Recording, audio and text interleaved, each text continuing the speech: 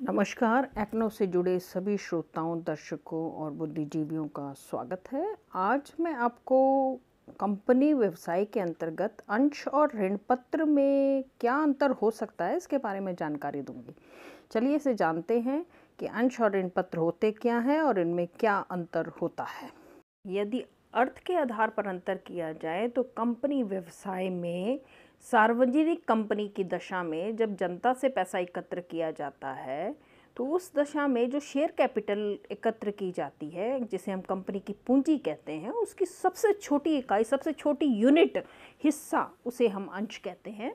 जबकि ऋण पत्र भी कंपनी व्यवसाय से संबंधित है और कंपनी जो है जनता से ऋण के रूप में भी पैसा ले सकती है और पूंजी के रूप में भी ले सकती है। लेकिन जब वो ऋण के रूप में पैसा एकत्र करती है और उसके लिए कोई लिखित प्रमाण पत्र प्रदान करती है तो उसे हम कहते हैं ऋण पत्र, डिबेंचर के नाम से वो जाना जाता है। इसे बॉन्ड कहते हैं सरकारी कंपनियों की दशा में। ठीक है, तो इस तरह से ऋण पत्र ऋण जनता से लिए गए ऋण का प्रमाण है, जबकि जो अंश है वो हमारी दिए गए जनता से लिए गई पूंजी के रूप में पैसा लेने का प्रमाण होता है। अगर स्वरूप के आधार पर अंतर देखें तो जो अंश है वो अंश पूंजी का एक भाग है, यानी कंपनी की जो शेयर कैपिटल है उसका एक सबसे छोटा भाग, सबसे छोटा हिस्सा अंश है। जबकि ऋण पत्र क्या है, कंपनी की जो ऋण है, ऋण पूंजी है, बोरोइंग्स हैं, उसका सबसे छोटा भाग ऋण पूंजी कहलाता है, ऋण पत्र कहलाता है। अगर स्वामित्व के आधार पर अंतर देखा जाए तो अंश को धारण करने वाले व्यक्ति अंशधारी कहलाते हैं, शेयर होल्डर्स कहलाते हैं, और वही वास्तविक स्वामी होते हैं। यदि वो समता अंशों के रूप में है तो वह वास्तविक स्वामी हैं। उनको कंपनी की संपत्तियों पर, कंपनी के में प्रबंध पर, कंपनी में वोट देने पर, कंपनी को चलाने पर पूरा अधिकार होता है, कंपनी के बारे में जानने का। और जो ऋण पत्रदाता होते हैं वो सिर्फ ऋण देने मात्र तक ही सीमित होते हैं। जैसे हम ऋणदाताओं से ऋण लेते हैं उसी तरह से जनता से भी ऋण ले लेते हैं। इसलिए ऋण पत्रधारी जो होते हैं वो केवल ऋणदाता के रूप में कंपनी व्यवसाय में होते हैं। अगर धारक के रूप में देखा जाए तो अंशों को धारण करने वाला व्यक्ति अंशधारी कहलाता है, शेयर होल्डर कहलाता है, चाहे वो प्रेफरेंस शेयर से संबंधित हो चाहे इक्विटी से संबंधित हो, यानी समता या पूर्वाधिकार अंशधारी दो रूप में हो सकते हैं। जबकि ऋण पत्र के जो धारक होते हैं उन्हें हम ऋणदाता कहते हैं, कंपनी को ऋण देने वाले व्यक्ति, इसलिए वो ऋणदाता यानी बोरोअर्स, लेंडर्स के रूप में होते हैं। अगर प्रतिफल के आधार पर अंतर करें तो अंश को लाभ में हिस्सा मिलता है, उसे हम लाभांश कहते हैं, डिविडेंड कहते हैं, क्योंकि वो कंपनी के लाभों में हिस्सा प्राप्त करते हैं प्रति अंश के हिसाब से। जबकि ऋण पत्रधारियों को एक निश्चित दर से ब्याज दिया जाता है, क्योंकि उनके द्वारा प्रदान किए गए पैसे को हम ऋण के रूप में लेते हैं, इसलिए ऋण पर ब्याज दिया जाता है। और अगर दर के आधार पर अंतर किया जाए तो अंश की जो दर होती है वो परिवर्तनशील होती रहती है। कभी लाभ कंपनी को ज़्यादा हो जाते हैं, कभी कम हो जाते हैं, तो उस हिसाब से प्रति अंश के हिसाब से उनको पैसा मिलता है। जबकि ऋण पत्रदाताओं की दर जो होती है स्थिर प्रकृति की होती है, उन्हें एक निश्चित दर से ब्याज प्राप्त होता है।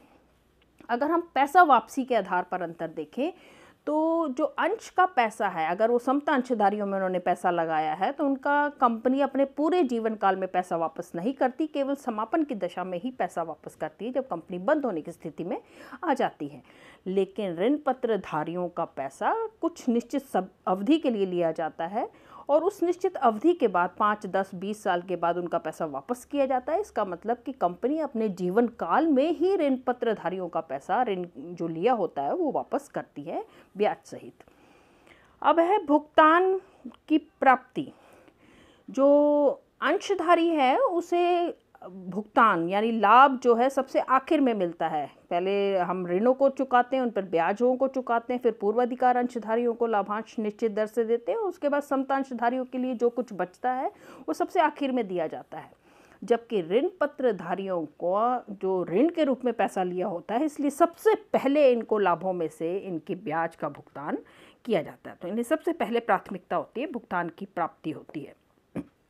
प्रबंधक संचालक के रूप में यदि अंतर देखा जाए तो अंशधारी वास्तविक स्वामी होते हैं, यही प्रबंध संचालन बोर्ड का निर्माण करते हैं, इनके द्वारा निर्मित संचालकों द्वारा व्यवसाय को चलाया जाता है, इसलिए इनका व्यवसाय पर पूर्ण नियंत्रण होता है। जबकि ऋण पत्रधारी ऐसा नहीं कर सकते, वो केवल अपने ऋण तक ही सीमित होते हैं, उनको अपना ब्याज लेना है और वो वहीं तक सीमित होते हैं, वो व्यवसाय के प्रबंध संचालन में भाग नहीं ले सकते। अगर सुरक्षा और जोखिम के दृष्टिकोण से देखा जाए तो अंशधारी असुरक्षित होते हैं, क्योंकि इनके लिए कोई संपत्तियां गिरवी नहीं रखी होती। कंपनी के जीवन काल की समाप्ति पर ही यदि पैसा बचता है कुछ इनके लिए तो वापस किया जाता है, अन्यथा इनका पैसा भी नहीं वापस किया जाता। जबकि ऋण पत्रधारियों को ऋण देते समय कंपनी की जो फिक्स एसेट्स होती हैं, जो स्थायी संपत्तियां होती है, उन्हें गिरवी रख दिया जाता है। उनके प्रभार पर ये ऋण प्रदान करते हैं क्योंकि ये अपनी सुरक्षा चाहते हैं, इसलिए इनमें जोखिम की संभावना कम होती है, जबकि अंशों में जोखिम ज़्यादा बना रहता है। इसी कारण से अगर कटौती के आधार पर अंतर देखा जाए तो जो कटौती की स्थिति है, जिसे हम शेयर डिस्काउंट कहते हैं, वो अंशों में नहीं पाई जाती। 2013 से कंपनी अधिनियम में धारा 53 के अनुसार अंशों को कटौती पर जारी नहीं किया जाता, सिर्फ स्वैट अंशों पर ऐसा अधिकार है। इसके अलावा सामान्य अंशों पर कटौती पर जारी नहीं किया जाता। जबकि ऋण पत्रों को हम कटौती पर जारी कर सकते हैं, यानी कम मूल्य पर, अंकित मूल्य से कम मूल्य पर हम ऋण पत्रों को कटौती पर जारी कर सकते हैं। वोट देने के अधिकार पर अगर हम अंतर करें तो अंशधारियों को, क्योंकि वो व्यवसाय के वास्तविक स्वामी हैं, इसलिए उन्हें वोट देने का पूर्ण अधिकार होता है। वे व्यवसाय के प्रबंध संचालन को चुनते हैं और उसकी वार्षिक सभा में भाग भी लेते हैं और अपने निर्णय भी पारित करते हैं। इनके प्रबंध द्वारा जो भी निर्णय लिए जाते हैं वो इनके पास प्रस्ताव के रूप में प्रस्तुत होते हैं वार्षिक सभा में, और ये उसे पास करते हैं, तभी वो कंपनी पर लागू होते हैं। तो इसलिए इन्हें वोट डालने का अधिकार है, व्यवसाय को चलाने संचालित रखने का अधिकार है। जबकि ऋण पत्रधारियों को ना तो वोट डालने का अधिकार है, ना ही वो प्रबंध में किसी तरह का हस्तक्षेप कर सकते हैं। तो ये अधिकार ऋण पत्रधारियों को नहीं प्राप्त होते, क्योंकि वो एक तरह के आउटसाइडर माने जाते हैं। जबकि जो अंशधारी हैं वो एक तरह के अंदर के लोग, इनसाइडर लोग माने जाते हैं, स्वामी माने जाते हैं।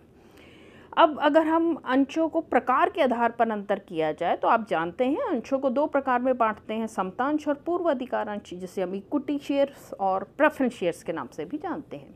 जबकि ऋण पत्रधारियों को हम 7 प्रकारों में बांटते हैं: रक्षित, आरक्षित, रजिस्टर्ड, वाहक, शोध्य, अशोध्य और परिवर्तनशील, यानी सिक्योर्ड, अनसिक्योर्ड, रजिस्टर्ड, बियरर, और उसके बाद रिडीमेबल, अनरिडीमेबल और कन्वर्टिबल डिबेंचर्स के रूप में 7 प्रकार में बांटते हैं। तो इस तरह से हमने जाना कि अंश और ऋण पत्र में क्या अंतर है। वही अंतर है जो एक पूंजी के रूप में और एक ऋण के रूप में होता है।